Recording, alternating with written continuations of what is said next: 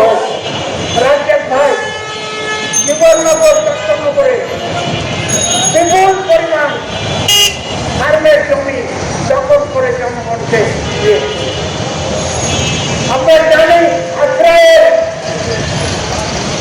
কৃষকের অভ্যুত্থান হয়েছে, আমরা জানি পাবনায় অভ্যুত্থান হয়েছে, আমরা এটা জানি পাবনা ছিলে যশোর বিভিন্ন অঞ্চলে নোয়াখালী আমাদের কমিউনিস্ট বিপ্লবীরা ঐক্যবদ্ধ হয়ে একাত্তরের লড়াই। এই লড়াইয়ে যদি আমরা ঐক্যবদ্ধ হতাম এবং আমরা যদি দেশব্যাপী এই লড়াই কন্টিনিউ করতে পারতাম তাহলে আমরা আগে জয়যুক্ত হওয়া সম্ভব। আপনারা জানেন এর বিরুদ্ধে ষড়যন্ত্র হয়েছে। ভারতে জেনারেল ওবামার নেতৃত্বে সেখানে মুজিব বাহিনী তৈরি হয়েছে। মুজিব বাহিনী দেশের মধ্যে তারা কমিউনিস্টের বিরুদ্ধে কাজ করেছে, কমিউনিস্টকে হত্যা করেছে। একদিকে রাজাকার বাহিনী, অন্যদিকে মুজিব বাহিনী। আমরা ঐক্যবদ্ধ থেকে লড়াই করে ট্রাঙ্গুলার ফাইট করতে হয়েছে, ত্রিমুখী লড়াই। সেই ত্রিমুখী লড়াইয়ে আমরা জিততে পারি। আগামী দিনে নিঃসন্দেহে আমরা হারবো, জিতবো। আর ওরা ষড়যন্ত্র করবে, ওরা ধ্বংস হবে, ওরা নিঃশেষ হবে, অবশেষে আমরা জয়যুক্ত হব। এর লড়াই আমাদের জিতার কোনো বিকল্প নাই। কথা বলা যাবে না ওরা আমাদের চুমু খেয়ে ক্ষমতায় নিয়ে যাবে, ওরা আমাদের চুমু খাবে না, ওরা আমাদেরকে খুন করবে, কিন্তু আমরা জীবন দিয়ে প্রতিহত করে অবশেষে আমরা জয়যুক্ত। সেই দিন ঘনিয়ে আসছে, জনগণ অভিজ্ঞতা নিচ্ছে, জনগণ শিখছে, জনগণের কাছ থেকে আমাদের শিখতে হবে, জনগণকে শিখাতে হবে, জনগণের সাথে থাকতে হবে। তারেক রহমান বলছেন যে জনগণের পা ধরে আমরা থাকব, জনগণের নির্বাচনের আগেও থাকবো, পরে। খুব ভালো কথা। দেখি আপনার লোকজনরা কি করে, পা ধরে থাকে না, লাঠি মারে। আমার তো মনে হয় এই দলের লোকরা অত ভালো, লাঠি মারবে। জনগণ শিখবে, থেকে শিখবে, ঠকে শিখবে, বাধা পেয়ে শিখবে। আগামীতে তারা ঐক্যবদ্ধ অবশ্যই হচ্ছে এবং হবে। আমি চাই জনগণের দাবি দেওয়া হচ্ছে আন্দোলন। কৃষকের কীটনাশক, কৃষকের জমি, কৃষকের বীজ, এসব নিয়ে আন্দোলন। তহসিল অফিসারের দুর্নীতি, রেকর্ড অফিসের দুর্নীতি বিরুদ্ধে আন্দোলন। ও ইউনিট স্যার, আপনি খুব পারেন, হ্যাঁ? আপনি পে কমিশন দেন আমরা দেন, কিন্তু আমার শ্রমিকদেরকে জাতীয় মজুরি দেন না। আপনার চিনি না, আপনার হলেন আইএমএফের দালাল এবং আপনি হলেন এডিবির দালাল, আপনি হলেন এনজিও কর্মকর্তা, আপনাদের জনগণের লোক নন।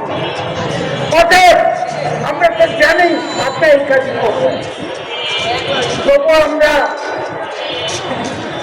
ছিলাম এবং আমরা আন্দোলনের সাথে আছি, এখনো আছি, ভবিষ্যতে থাকবো, ক্ষমতা দখল পর্যন্ত থাকবো, লড়াই করবো।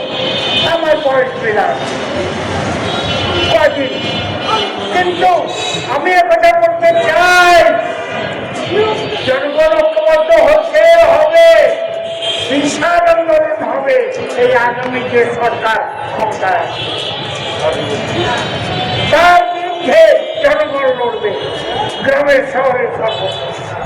আমি আজকের এই সমাবেশের মাধ্যমে মিডিয়ার ভাইদের মাধ্যমে দেশব্যাপী জনগণের কাছে ঐক্যবদ্ধ হয়ে লড়াই করার আহ্বান জানাবো। নির্বাচনের আগে আর সমাবেশ করার সুযোগ নাই। আজকেই হয়তো শেষ সুযোগ, আগামীকাল আছে কিনা আমি জানি না। এই সুযোগ আমরা ব্যবহার করছি, কাজে লাগাচ্ছি। আজকের এই সমাবেশ ক্ষুদ্র, কিন্তু এই সমাবেশের বিশালত্ব অনেক। আর জনগণের পক্ষে মৃত্যুবরণ করা এটা হিমালয় পাহাড়ের চেয়েও ভারী। আর জনগণের বিরুদ্ধে লড়া, জনগণের বিরুদ্ধে কাজ করা বেড়ে হাসের পালকের মতো হালকা। তাদের জনগণের জন্য যারা জীবন দিয়েছে, জীবন দিচ্ছে, এই গত অভ্যুত্থানের মধ্য দিয়ে, ওটা কোনো দলের লোক না, ওরা জনগণের লোক। অভিযোগ করে যারা জীবন দিয়েছে তারা জনগণের লোক। ৭১ যারা লড়াই করে মারা গিয়েছে, শহীদ হয়েছে, তারা জনগণের লোক। অর্থাৎ জনগণের সেই রক্ত বৃথা যাবে না। জনগণের সেই রক্তের মধ্য দিয়ে জনগণের শক্তি, জনগণের যে বীজ রোপিত হয়েছে, বিরাট চারা গাছ, বিরাট গাছ হবে মহির গাছের কেউ ভারী, এবং নেতৃত্ব বেরিয়ে আসবে সংগ্রাম এবং লড়াই। আর যারা বেইমান আমাদের সাথে ছিল, আছে, করবে, তারা জনগণের বিরুদ্ধে, জনগণের বিপক্ষ লোক। আপনারা হিন্দু, মুসলমান, বৌদ্ধ, খ্রিস্টানের রাজনীতি করেন, আপনার সব ধর্মের যারা গরিব মানুষ, সে গরিবের রাজনীতি।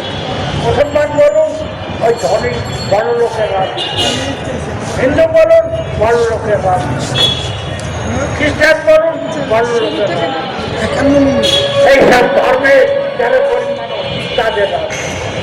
আপনার সকল পাশাপাশি জনগণের পক্ষে থাকে, তাদের পক্ষে আমরা লড়াই। আমরা এই কথা বলি, পাহাড়ি এবং সমতলে, পাহাড়ে এবং সমতলে লড়াই হবে একসাথে। সব জাতি সত্তার জনগণকে ঐক্যবদ্ধ হয়ে লড়াই। আমরা যে 15 দফা দিয়েছিলাম, সে 15 দফার মধ্যে এই কথা। অর্থাৎ সকল ধর্মের, সকল ভাষাভাষী, নারী পুরুষ সকলে, যারা গরিব